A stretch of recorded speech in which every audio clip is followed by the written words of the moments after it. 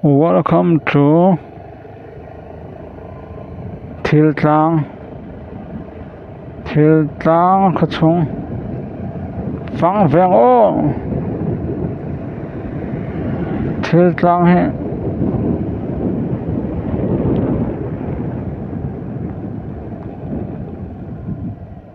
so dan tar signboard in tar na chu aval hla ve so ma de so welcome to Thil Tlang the in tar so ma de ma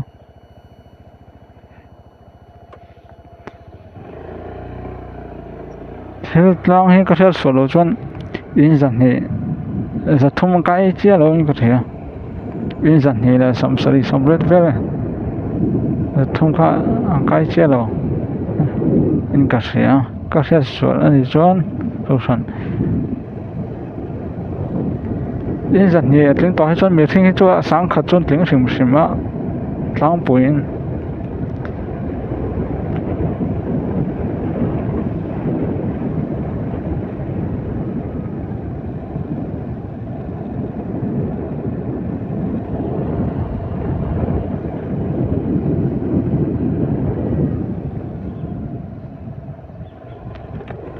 Thil Tlang nu ho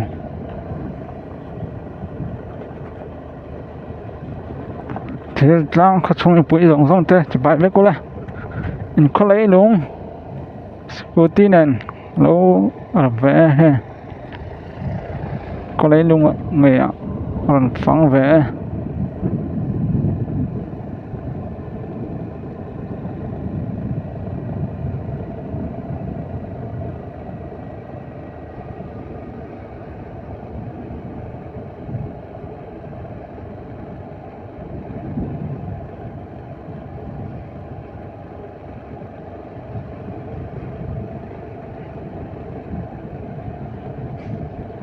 nôm to khóc mày công he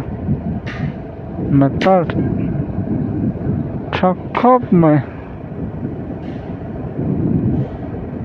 tala hian Mizoram Presbyterian Corporation Thil Tlang din kum sang he pasari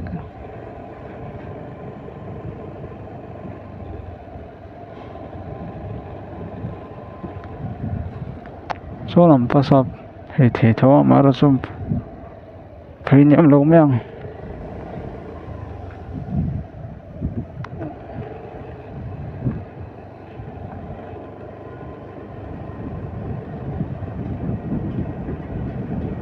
the line preparation nom hot mà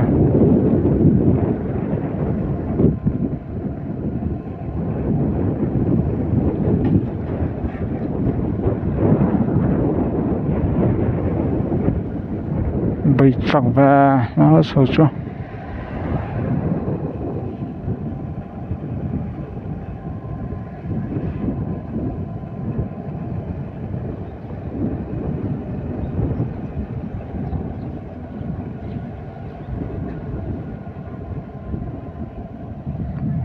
chuan Thil Tlang hian ko than li